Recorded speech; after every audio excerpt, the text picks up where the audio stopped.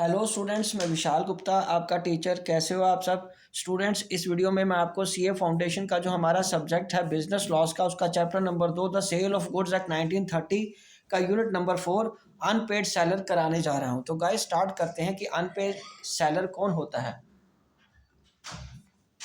आपको पता है कि a contract comprises of reciprocal promises in a contract of sale if the seller is under an obligation to deliver the goods. अगर seller की obligation है कि वो गुड्स को डिलीवर करे तो buyer has to pay for it, buyer को उसके पैसे पे करने पड़ेगी, उसकी कीमत चुकानी पड़ेगी।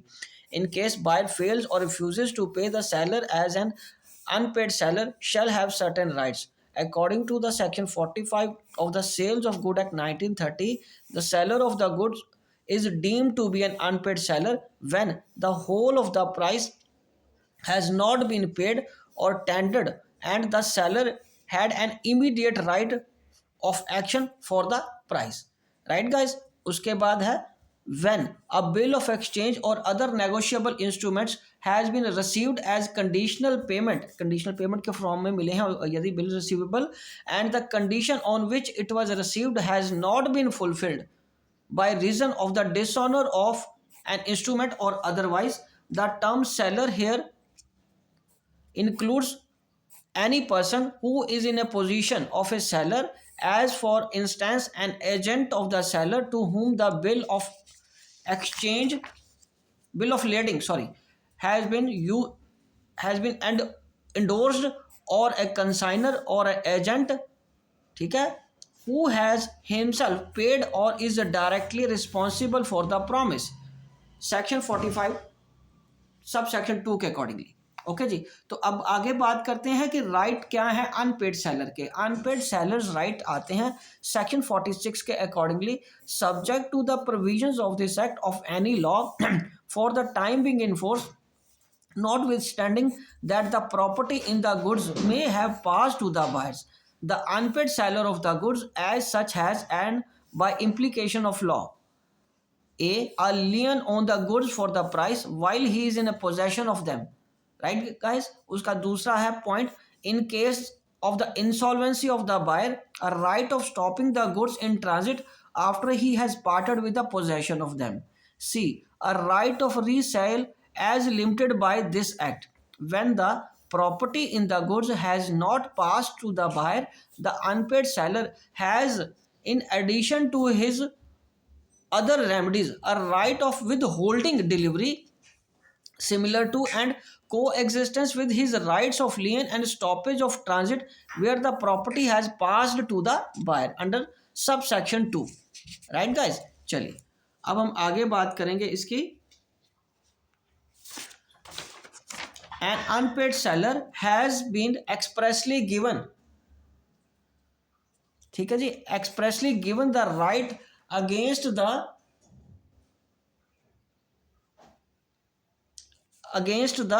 goods as well as the buyer personally, which are discussed under। पहला राइट क्या? Right of an unpaid seller against the good.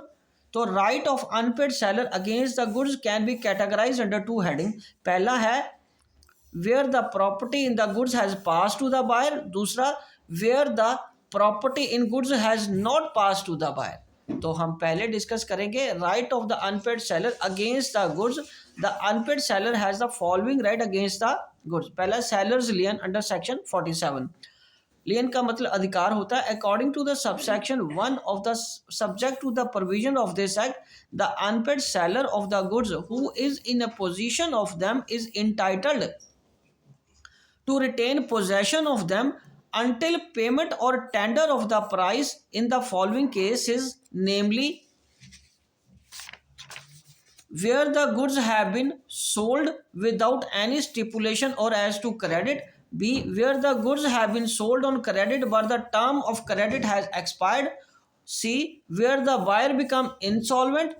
According to the subsection 2 of the seller may exercise his right of lien with notwithstanding that he is possession of the goods as agent or bailey of the buyer।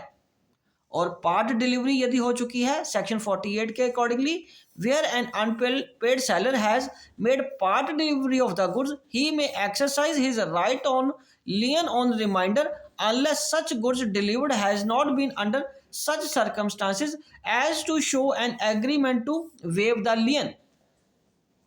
Right, or termination of lien. Section 49, according to subsection 1, the unpaid seller of goods loses his lien thereon when he delivers the goods to a carrier or other bailee, ठीक है, for the purpose of transmission to the buyer without reserving the right of disposal of the goods. ठीक है बच्चे, चलिए आगे हम discuss करते हैं इसका अगला पॉइंट.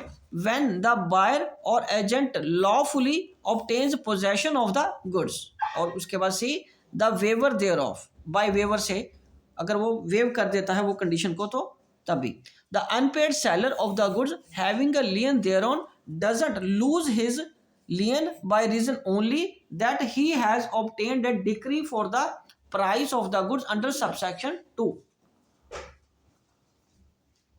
और अब आगे दूसरा पॉइंट है right of stoppage in transit, रास्ते में सामान को रोकना. ठीक है, section 50 to 52, subject to the provisions of this act, when the buyer of goods become insolvent, the unpaid seller who has parted with the possession of the goods has the right of stopping them in transit. That is to say, he may resume possession of the goods as long as they are in a course of transit and may retain them until paid or tendered price of the goods. Goods are deemed to be in the course of transit from the time when they are delivered to a carrier or to other bailee for the purpose of transmission of the buyer until the buyer or his agent in that behalf takes delivery of them from such carrier or other bailee. ठीक है जी, और उसके बाद 6.6 मतलब second point क्या है, if the goods are rejected by the buyer and the carrier on or other bailee continues in the possession of them, the transit is not deemed to be at an end even if the seller has refused to receive them back. When goods are delivered, third point, when the goods are to be delivered to a ship chartered by the buyer, it is questioned depending upon circumstances of the particular case whether they are in possession of the master as a carrier or agent to the buyer. Or fourth point, when part delivery of the goods has been made to the buyer or his agent in that behalf, the remainder of the goods may be stopped in transit unless such part delivery has been given in such circumstances as to show an agreement to give up possession of the whole of the goods. Right guys, तो चलिए आगे हम discuss करते हैं how stoppage in transit is affected. Section 52, the unpaid seller may exercise his right of stoppage in transit either by taking actual possession of the goods or by giving notice of his claim to the carrier or other bailee in whose possession the goods are. Such notice may be given either to the person in actual possession of the goods or to his principal. और दूसरा point क्या है, when notice of stoppage in a transit is given by the seller to the carrier or other bailee in possession of the goods, he shall redeliver the goods or to according to the directions if the seller, the expenses of such redelivery shall be borne by the seller. Effect of sub sale or pledge by the buyer, the right of the lien or stoppage in the transit is not affected by the buyer selling or pledging the goods unless the seller has assented to it. This is based on the principle that a second buyer can't stand in a better position than his seller. और the right of stoppage, अगला क्या है, the right of stoppage is defeated if the buyer has transferred the document of title or pledges the goods to a sub buyer in good faith and for consideration. तब नहीं रोक पाओगे आप. ठीक है, exceptions where unpaid sellers right of lien and stoppages in transit are defeated.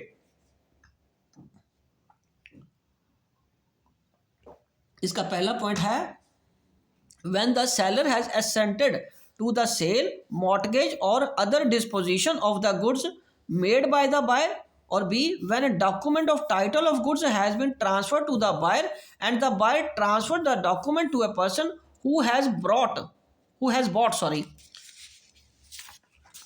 the goods in transit in good faith and for the value that is price. However, the pledgee may be required by the unpaid seller to use in the first instance other goods and securities of the pledger available to him to satisfy his claim. Effect of stoppage. The contract of sale is not rescinded when the seller exercises his right of stoppage in transit. The contract still remains in force and the buyer can ask for the delivery of the goods of price. अगला point है right of resale under section 54. The right of resale is a very valuable right given to the unpaid seller. In the absence of this right, the unpaid seller's other right against the goods, that is lien and stoppage in transit, wouldn't have been much of use, because these rights only entitle the unpaid seller to retain the goods until paid by the buyer. The unpaid seller can exercise the right of resell the goods under the following conditions. पहला क्या है? When the goods are of perishable nature. दूसरा, when he give notice to the buyer of his intention to resell the goods. ठीक है जी.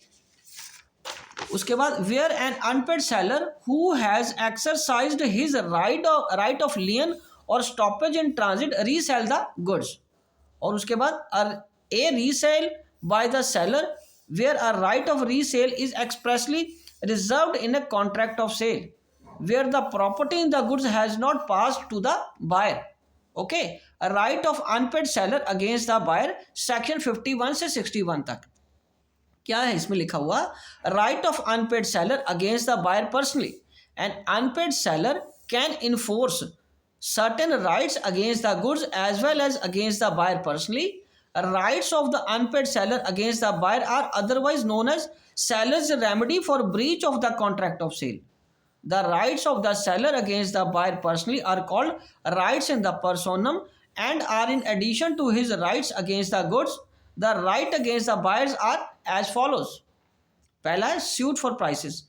A, where under a contract of sale the property in goods has passed to the buyer and the buyer wrongfully neglects or refuses to pay for the goods according to the terms of the contract, the seller may sue him for the price of the goods. Where under a contract of sale the price is payable on certain day irrespective of delivery and the buyer wrongfully neglects or refuses to pay such price, the seller may sue him for the price, although the property in the goods has not passed and the goods have been not appropriated to the contract.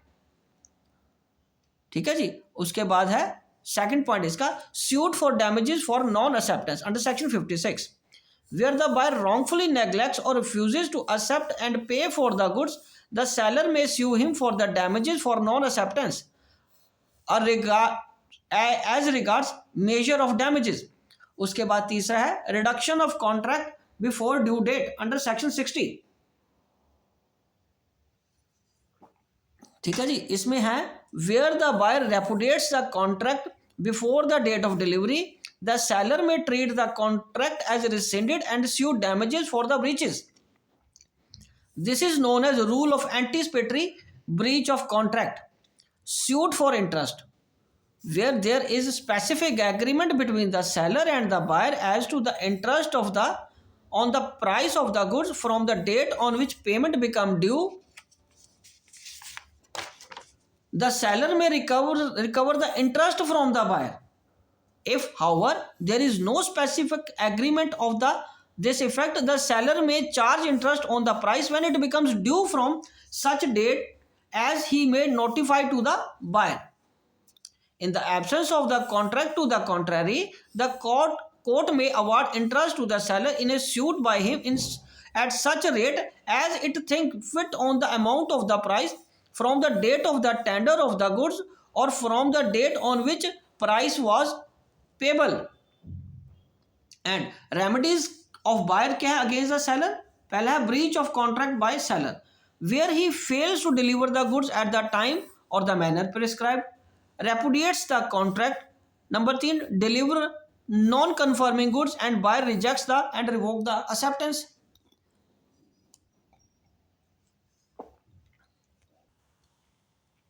If the seller commits a breach of contract, the buyer gets the following right against the seller: damages for non-delivery, where the seller wrongfully neglects or refuses to deliver the goods to the buyer may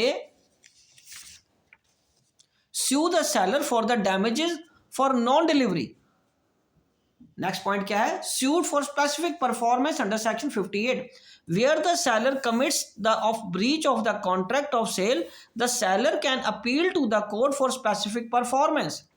The court can order for specific performance only when the goods are ascertained or specific. The remedy is allowed by the court subject to these conditions.